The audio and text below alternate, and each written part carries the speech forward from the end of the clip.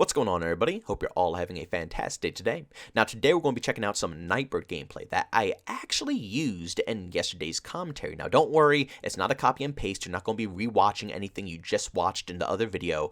I only showed about like 4 to 5 minutes of this footage here, and this was like a full 12-minute clip here. So I'm going to show you guys the rest of the footage, and also there's a part 2 to this clip as well, which I'll throw in near the end too. So I think you guys are going to really enjoy the gameplay today. We're going to be rocking around the Nightbird on probably, I don't want to say my favorite map, but it is Renewal, and I gotta say it's probably my top 3 favorites. I think number 1 is probably Orbital, number 2 Renewal, number 3 more than likely Manifest. Those are really the only maps in this game that have a lot of cover throughout the whole map. And even though Renewal's a little rough in the desert side, once you go to the grassland, it's a whole different gameplay experience, and I gotta say I really love the looks of it and just the vibes that it gives. But ladies and gentlemen, just very quickly, I want to discuss something about Battlefield 2042 with you guys that has nothing to do with the topic today. So don't think this has anything to do with, the commentary. But basically, this week's challenge got completely stripped from the game. So if you've been, progressing through the skin or progressing through anything, or you already unlocked the skin for this week, then it got taken away, it got removed from the game, and it's only going to be temporary. I think it was like some type of a Russian skin for the helicopter with like, the shark mouth on the front. I think you guys already know what I'm talking about. It's actually pretty cool looking, along with the skin that came out before that for the jet. That was a really clean skin as well. I gotta say, the current lineup of, weekly challenges have been getting a little bit better. I wish they would, point in the direction more towards infantry stuff to get skins for, but at the end of the day, I'm still not mad. As long as they look cool, they look cool. But because of current events, which I'm not going to be talking about, because this channel is meant for relaxation and taking you guys out of the real world, giving you guys a little side thing to do to not think about real life problems. I do apologize. I know people want me to address it, but I'd rather just stick to just gaming and let you guys relax over here. You know what I'm saying? But because of things going on currently, they stripped the weekly challenge, and I don't blame them whatsoever. I respect their opinions about the whole topic and the whole idea. I completely understand where they're coming from,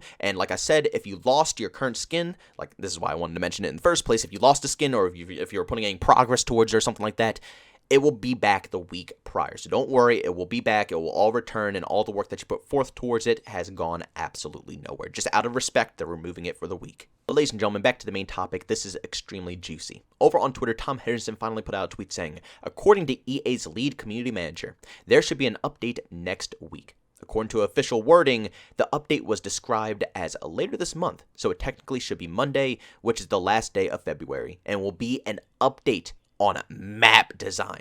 So you heard that correctly, ladies and gentlemen. Basically coming this month, very shortly, within the next upcoming week, we are going to be seeing some changes when it comes to communication with the overall community. I know they say map design here, but another tweet over here on Twitter by Battlefield Bulletin said EA DICE is looking forward to starting the feedback loop about Battlefield 2042 map design next week. It should be on Monday, February 28th, given that they said this process would kick off later this month in the latest Battlefield briefing. Now, it has been confirmed by Freeman, the community manager, that more than likely it's going to be on Wednesday, not Monday. Regardless, I don't care when this comes out. This is fantastic news. Again, I like to cover both sides of the story over on this channel. I never really like to, be one-sided about things. And I understand people only want me to be negative about Battlefield. Or if I talk positive about Battlefield, they only want me to talk positive. But at the end of the day, this is fantastic news, and it's drastically needed for the future of this franchise. Do you guys remember back in their main post when they were talking about the feedback loop, where they're going to introduce the community into the whole development cycle and let us have a better understanding about what's going on?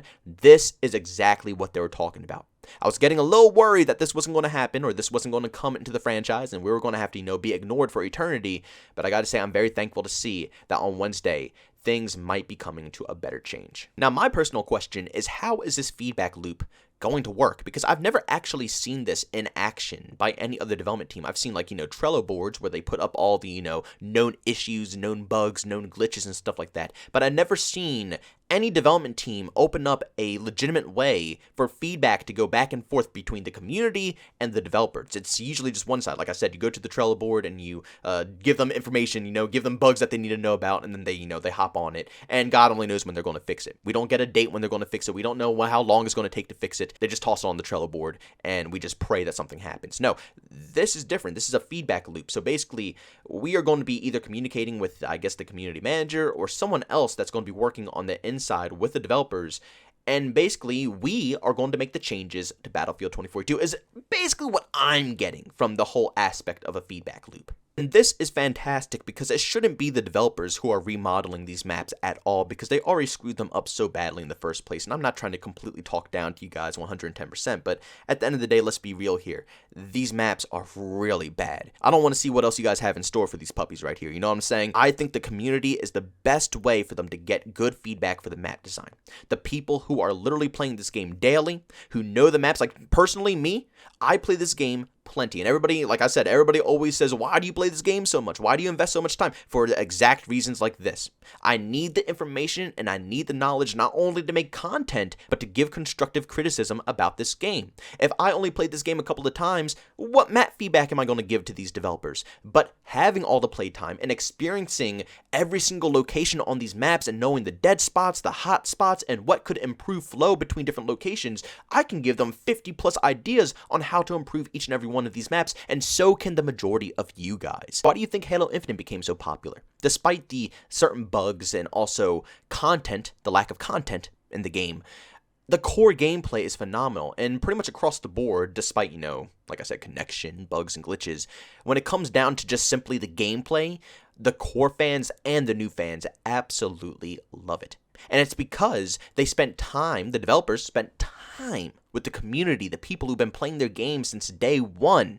They spent time with them and let them give them constructive criticism about the current title, and they built it from the ground up with them. That is how you make a fantastic shooter. You have to trust your community. And even though we don't know how to code or develop, that doesn't mean we don't know what makes a good title, especially since we've been playing your game since the beginning of especially since the majority of us have been playing your games since the beginning of the dang franchise.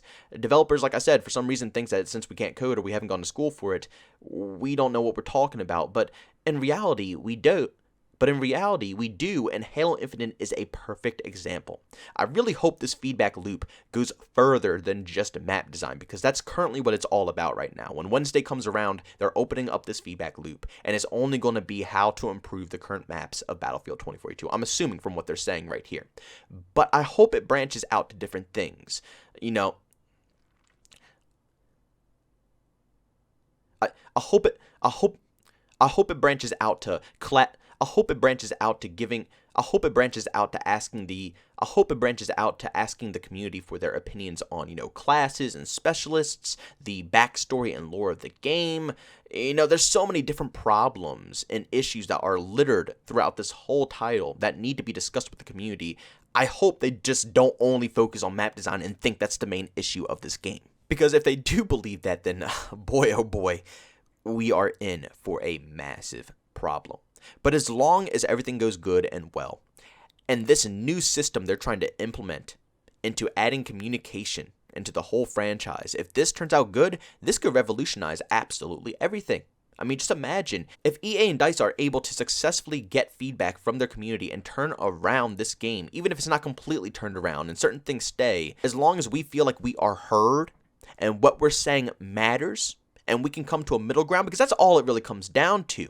It's just being straight up ignored. That's awful. You don't go on Craigslist to buy a car and then give them their asking price. You gotta try to get that number down there a little bit. Give them an offer, and then they give counter offer, and you gotta go back and forth a little bit. The same thing has to be done with the community. You don't just completely ignore what we have to say.